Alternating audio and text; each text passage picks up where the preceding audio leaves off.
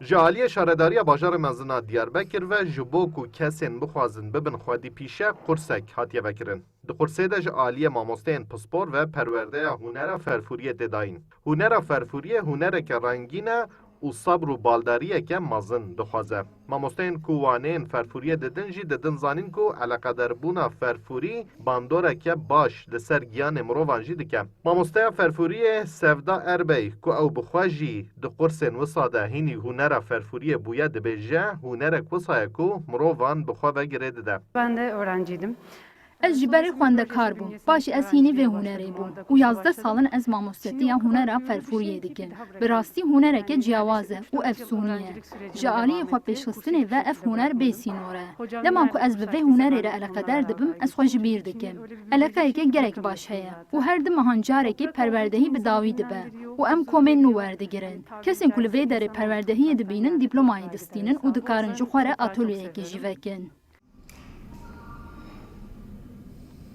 Berpirsên qursê didin zanîn ku eleqeyeke wisa mezin heye ew bi serîlêdanan re nagihin. Qursa hînkirina ferfuriyê dû mehan didomin û ji ber bergiriyên vîrusa koronayê zêde xwendekar nayên wergirtin û di her serdemek de niha 10 xwendekar tên wergirtin. Xwendekar dibêjin destpêkê de ji bo wan wek hunereke biyanî bû. Bilmiyordum nasıl bir şey olduğunu. Berê min nedizanî ev huner tiştekî çawa ye. Bi pêşniyara hevalên xwe hatim. Ev 25 rojin estêm. Ez hêdî fêr bûm. Niha jê hez dikim. Ez dixwazim xwe bi pêş bixim. Destê me tam hîn bû em firçe digirin, destê me tam rûnê jî bû firçe. Tebaqekî me qedan deyîja, em destê xwe tam hîn dikin. Em ê heta heftekî din em ê derbasî tebaqekî din ê bin.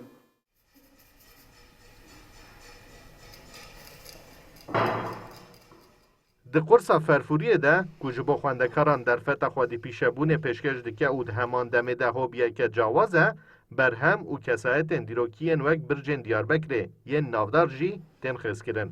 Di vê çarçoveyê de jî berhema zanyarê navdar ê cîhanî İsmaîl Ebûlîzê Cizîrî ya bi navê demjimêra avê ya bi fîl jî bûye mijara hunera ferfuriyê ku di pêşarojê de bi xebatên vî rengî amedekariya projeyek pêşangehê jî tê kirin.